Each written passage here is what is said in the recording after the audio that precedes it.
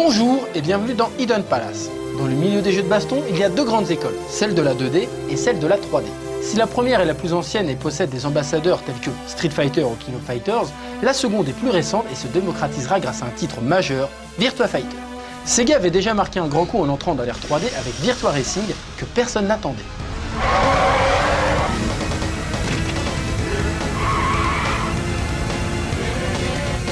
Tel un pionnier voulant conquérir un nouveau territoire, Sega avait décidé d'adapter un style de jeu très populaire à l'époque avec cette nouvelle technologie. Ce style de jeu, c'est le jeu de baston. C'est dans ce contexte que naquit Virtua Fighter. La 3D permettant un réalisme plus poussé au niveau des mouvements, Virtua Fighter donne à ses persos des attitudes et des postures issues de divers styles d'arts martiaux.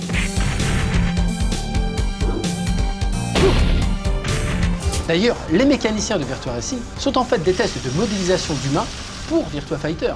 Et dans ce jeu de combat, ni boule de feu ni attaque laser, on est dans de la simulation et non pas dans de l'arcade. Bien évidemment, la popularité du titre viendra des versions console. Virtua Fighter sera donc un titre phare de la Saturn qui doit marquer sa différence face à une PlayStation de plus en plus narquoise.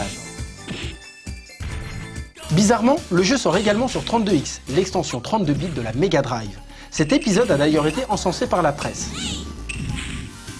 Mais la société souffre de son autoconcurrence. Deux machines à la puissance similaire sortant le même jeu étaient de trop pour les joueurs.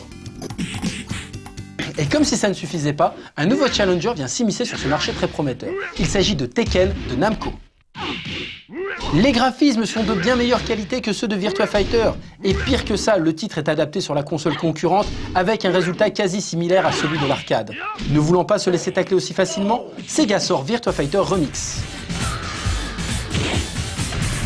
Il s'agit d'une version avec des graphismes rehaussés et surtout une meilleure modélisation. Aux États-Unis, il était même possible de se le procurer gratuitement pour qui avait acheté Virtua Fighter un peu trop tôt.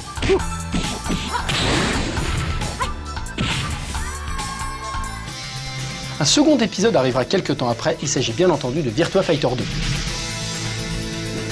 La différence majeure est surtout l'arrivée de deux nouveaux personnages, Lion et Shun.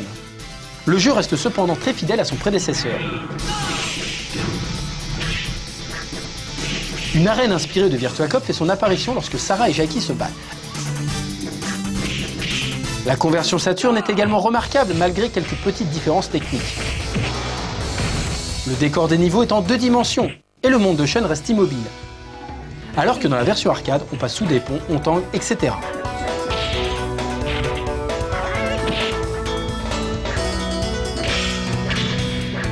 Il existe même une version Mega Drive qui bien évidemment est tout en 2D, vu les capacités techniques limitées de la console. Chose surprenante, les deux nouveaux personnages sont absents de cette version. Le jeu aurait donc dû s'appeler simplement Virtua Fighter, mais le 2 a été conservé pour coller à la tendance du moment.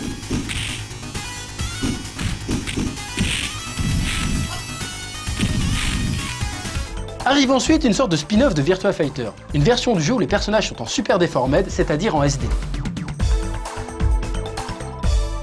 Cette version s'appelle Virtua Fighter Kids, les persos possèdent donc des grosses têtes et des petits corps. D'autre part, ce jeu était sponsorisé par une célèbre marque de thé japonais. On note aussi l'arrivée d'impact lorsque les joueurs donnent des coups.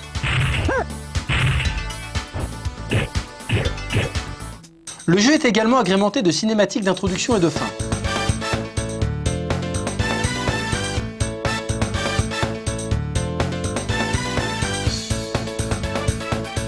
Mais sous ses aspects comiques, Virtua Fighter Kids faisait surtout figure de test pour les animations faciales qui apparaîtront dans Virtua Fighter 3.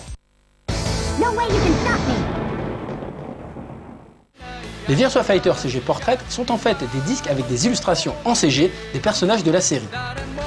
Il en existe un par perso, donc 10 en tout. Si le joueur s'était procuré les 10 disques, il pouvait obtenir le 11e ayant Dural pour modèle. A noter qu'ils existent également sur Game Gear, où la qualité des CG est beaucoup moins impressionnante puisqu'elles reprennent les graphismes SD de Virtua Fighter Kids.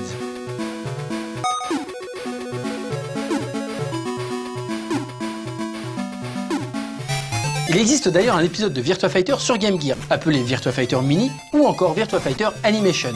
Et pour cause, il est sorti juste après la diffusion de la série animée au Japon. Il est en 2D, mais graphiquement dépassé en raison de la console sur laquelle il se trouve. La caméra est dynamique et zoome lorsqu'il y a de l'action. Ce zoom ne rend pas vraiment hommage aux persos en les rendant plus pixelisés que jamais. Il existe d'ailleurs une version Master System de ce Virtua Fighter, mais par contre la caméra reste fixe.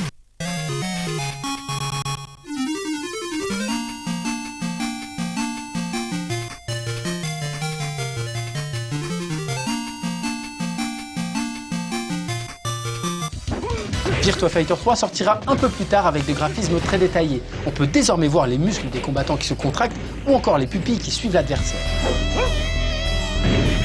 Le sol n'est plus plat, mais possède désormais une topologie, ce qui change la façon d'appréhender le terrain. Le nouveau bouton d'esquive fait également son apparition et s'ajoute au trio du punch, kick, guard. Bien évidemment, deux nouveaux persos font leur apparition. Uminoko Uji Aoi, une amie d'enfance d'Akira, qui utilise le Aiki Jujutsu comme style de combat. Et le Sumotori Arashitaka, qui aura la carrière la plus courte de l'histoire de Virtua Fighter.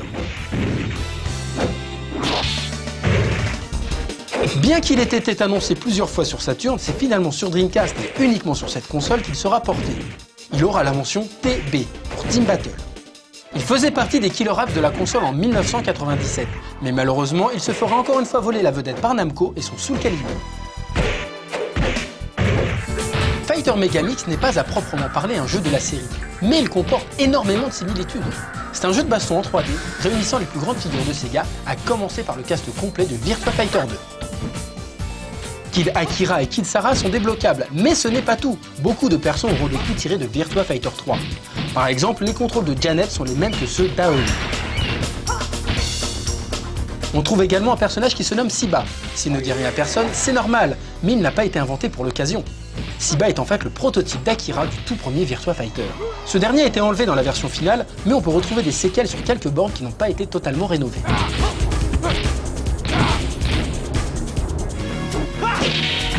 Virtua Fighter 4 ne mettra pas longtemps à pointer le bout de son stick, mais commencera par une grosse déception. Pour la première fois, un des personnages était retiré du cast. Arashitaka doit faire ses adieux car d'après les développeurs, son style de déplacement et son style de combat ne correspondent plus à la mécanique du jeu. Cependant, quelques petites nouveautés nous font vite oublier ça. Le mode training par exemple est couplé à une encyclopédie nécessaire pour comprendre tous les termes techniques du jeu. Un mode quête fait également son apparition. Il permet d'affronter des joueurs virtuels générés par la console dans une salle d'arcade virtuelle. Ce mode permet de gagner des items et des bonus pour customiser ses persos, une idée qui sera maintes fois reprise dans les jeux de baston. Lei Fei et Vanessa Lewis sont les deux nouveaux persos qui font leur début ici même. Ready, go! Cet épisode connaîtra d'ailleurs une évolution qui s'appelle justement Virtua Fighter 4 Evolution. Il n'y a que peu d'ajouts par rapport à la version précédente, comme par exemple de nouveaux items dans le mode quête.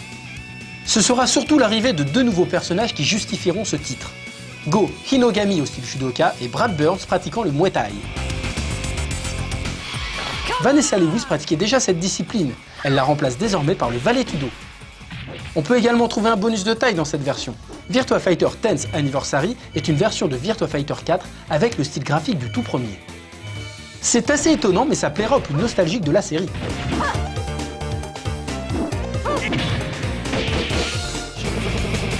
Virtua Fighter Final Tuned sera la dernière version de ce quatrième épisode. Elle ne proposera que de nouveaux stages et un nouveau système de customisation des items.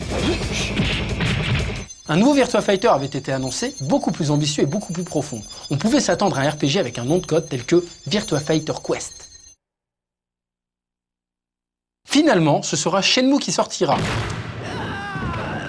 Suzuki Yu a d'ailleurs toujours assumé et souligné les liens qu'il y a entre Akira et Ryo, les deux personnages principaux des deux séries. Ryo-san, Fuku-san.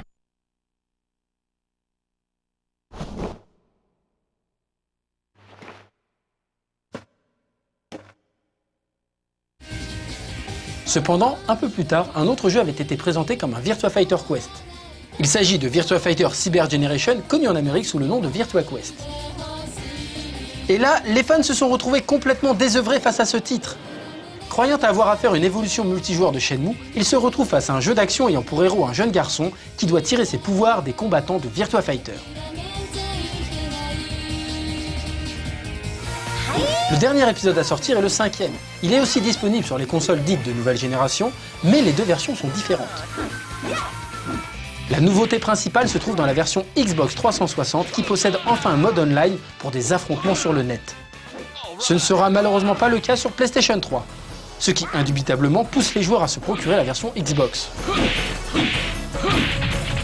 Il y a toujours deux nouveaux personnages qui font leur apparition. Cette fois-ci, c'est Hellblaze, le catcheur, et Helen. Il existe une version arcade qui signe le grand retour du Sumotori, dont les versions consoles sont dénuées. Mais il existe une pétition que vous pouvez même aller signer pour que Sega réintègre Arashi Taka. Il y a une dizaine d'années, on n'attendait pas Sega sur le marché des jeux de baston, et pourtant, Virtua Fighter fait partie de ces jeux qui ont su marquer une époque, mais aussi toute l'industrie.